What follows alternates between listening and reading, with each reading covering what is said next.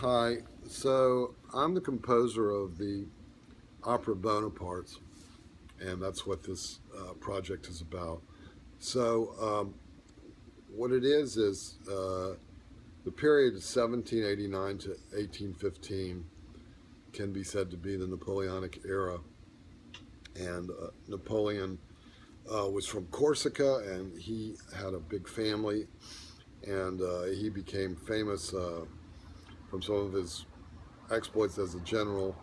He suppressed a crowd in the Tuileries Garden, and it was known as the Palace of the Tuileries at the time, by shooting into the crowd.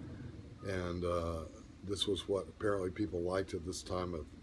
They'd had enough French Revolution mobs, and so he became famous. He uh, took an army into Italy, did very well, conquered a bunch of Italy, and then he went to Egypt, and that's where the origin of the Napoleonic style came from, these big portfolios that they brought back from Egypt, and they imitated Egyptian motifs for the empire style.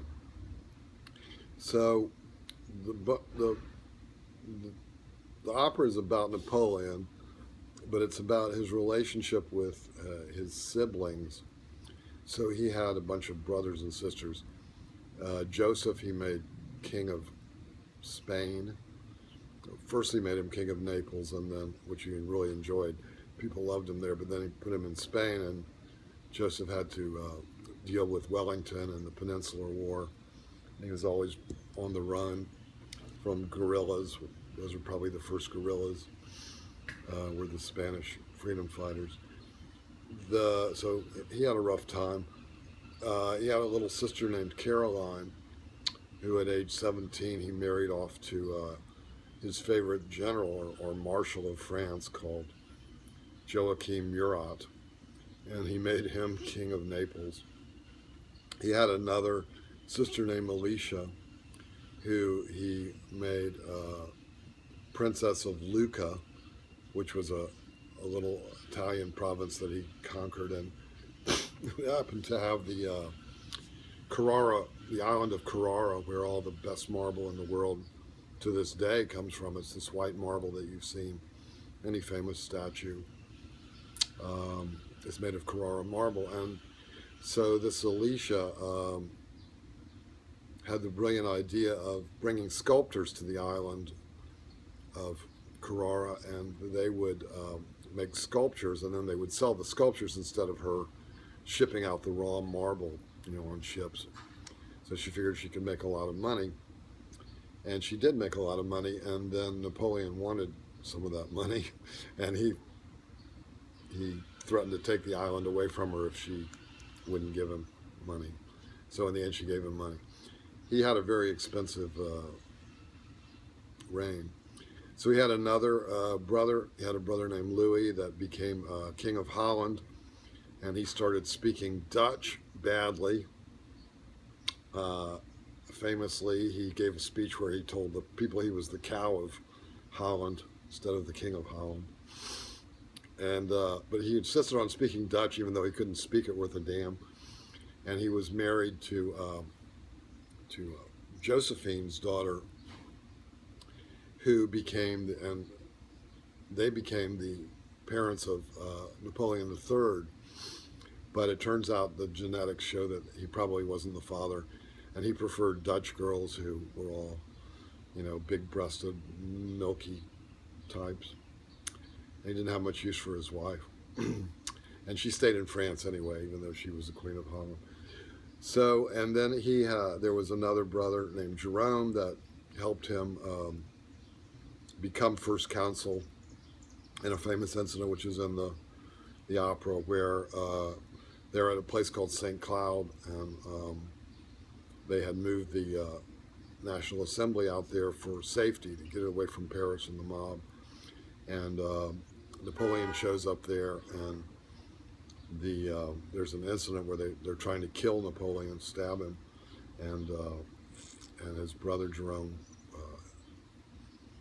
is the head of the council, and he manages to engineer to make Napoleon first consul. He went to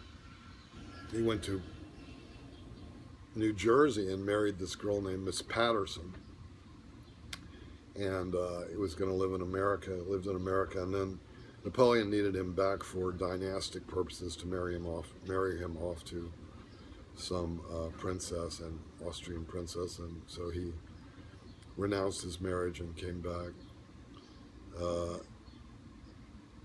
The descendants of Napoleon are still on the thrones of Europe, mostly Josephine's family. Her son is the great-grandfather of everyone that's on the thrones of Denmark and Sweden, Holland. So then there was this other marshal that he had called Bernadotte, who was just a very accomplished guy, and they made him king of Sweden because their local guys were incompetent. So they just said, hey, you want to come be king of Sweden, and his dynasty still exists there. So the opera is, as most operas are, a lot of duets where Napoleon is interacting with his siblings. And his favorite sister was named Pauline.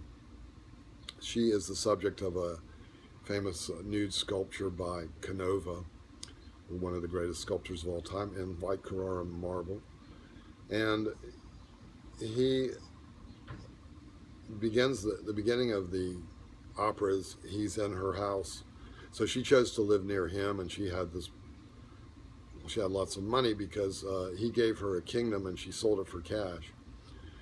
And so she bought this beautiful house in Paris, which still exists, and that's where the opening scene is, that he's with her, Napoleon and Pauline, and they sing a duet together. And there's another scene where she's at one of her retreats in the country. These people would invite her to come hang out in their principality, and she would go and install herself with her servants. And there's a scene where he bursts into the room. She's suffering from venereal disease, and which was incurable in those days. And she's secluded herself, and he bursts into the room, and her servants try to stop him, and he says, "Look, if I have to get my grenadiers to force myself in, I'll come in." So he comes in, and they have a conversation, another scene. So that's what it is, really a series of scenes between Napoleon and his siblings. Then each of the siblings has their own song where they stand up stage and in the spotlight, and they sing their song that explains their life. Then we have a lot of famous scenes from the life of Napoleon. The incident at St. Cloud that I described earlier, there's a scene about the Napoleon in Moscow, and then the retreat from Russia, where he went into Russia with 550,000 men, and he came out with 5,000. That was really his downfall.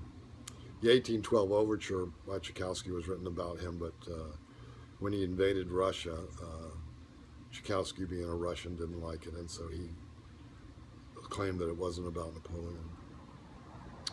So we use some incidental music from the period, including the 1812 Overture. There are, the opera is 9 hours long, so it will be performed in its entirety by starting at about 2 o'clock in the afternoon, going to 11. Then we'll do, other performances will be half day, so 4.5 hours on, say, Friday night, and then 4.5 hours on Saturday night. And we'll do, just excerpts of it at various times. So that's the project. I hope that you want to support it. The idea is that it debuts in world premiere in New Orleans, and then we go to the Dallas Opera and the Houston Opera, and I put the whole cast on a country music style tour bus, and So I own them for 16 days, and we start in New Orleans and end up in Dallas. So that's the idea, and I hope that you'll support it. And in this campaign, you'll see lyrics and video and different things where we've given you tastes of the opera. You can check it out. I think the lyrics are quite accomplished, and so I hope you'll support my opera, and I have various rewards, opening night tickets and things like that. So hope you come on board.